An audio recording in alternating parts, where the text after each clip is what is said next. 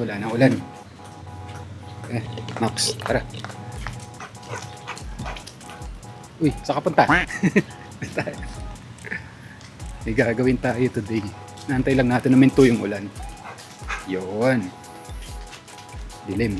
So, papakabit tayo ng bagong gulong.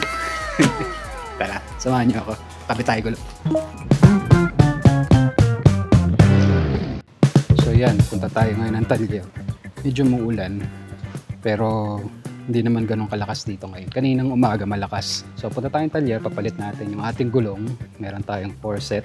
Sunset lang to, 4. Sinerch ko kanina kung kailan nga ba yung perfect time para magpalit ng gulong. And merong 5 reason. Sabihin ko sa inyo. Wait lang, karga ko lang yung gulong sa kotse.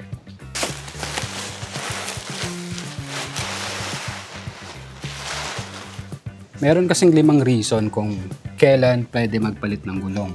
Unang reason is yung tire depth based on usage. Yung pangalawang reason naman is kung meron ka ng mga nakikitang visible damages. Halimbawa, ilang beses ka na ring naplatan or ilang beses na ring sumampa sa mga unnecessary grounds yung gulong mo. So, kailangan mo na siyang i-check, and kung meron ka nang nakita talaga na medyo tuklap na, kagaya ng example dito, kailangan mo nang magpalit ng gulong. At ang pangatlong rason, actually yun ang gagawin natin ngayon, ay magpapapalit tayo ng gulong dahil sa age limit ng ating ginagamit na existing tires. So, merong mga indicator kasi yung ating gulong, ano ba tawag doon? Naka-engrave doon sa ating gulong kung kailan siya minanufacture. So, yun yung number 1 na dapat na tinitignan nyo kapag kung kayo ay magpapalit or bibili ng bagong gulong. And yun yung pinaka basic na information na dapat na tinitignan natin. Ayun, yung pang-4 naman na reason kung bakit kailangan na natin magpalit ng gulong ay kung meron na tong uneven pattern. Well, nakukuha to kung sakaling tayo ay nagpa-service sa mga tire center tapos hindi natin napansin na mali pala or hindi pala tama yung alignment. Ang cause kasi nun, kung hindi tama yung alignment, nagkakaroon siya ng imbalance pag tinakbo mo na siya sa kalsada.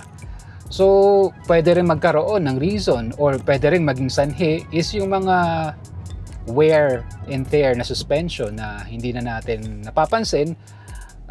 Kailangan na palang papalitan or paayos yung ating mga suspension. So, nagiging sanhi din yan ng uneven pattern sa ating mga gulong. At ang panglima na kailangan mong i-consider or kung na-observe mo na merong pag-decline sa performance ng kotse mo based sa experience ng pag-handle mo ng auto or meron na siyang handling issues sa pang-ilalim, mararamdaman mo yan kung matagal mong ginagamit or madalas mong ginagamit yung sasakyan mo. Kagaya ng inaapakan mo na yung preno, wala namang problem yung brakes, baka mahina na yung traction ng gulong mo sa lupa or sa kalsada. So, para sa safety na rin. Alright? So, medyo malapit na tayo, palabas na tayo ng expressway, pupunta tayo ngayon doon sa Talyer or sa mga tire service center para magpapalit ng gulong na dala natin sa likod. Alright? See you in a bit.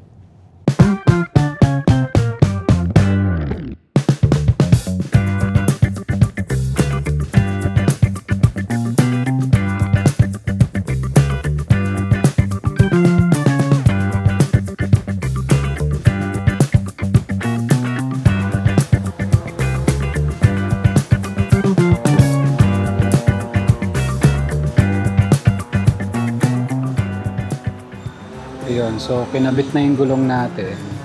Medyo natagalan lang kasi may problema yung yung una naming nakuha ang gulong. Ayan, so ina-align pa siya. So yan yung kotse natin. Yan, so ina-align pa. So kailangan yan para masigurado na tama yung pagtakbo niya sa kalsada.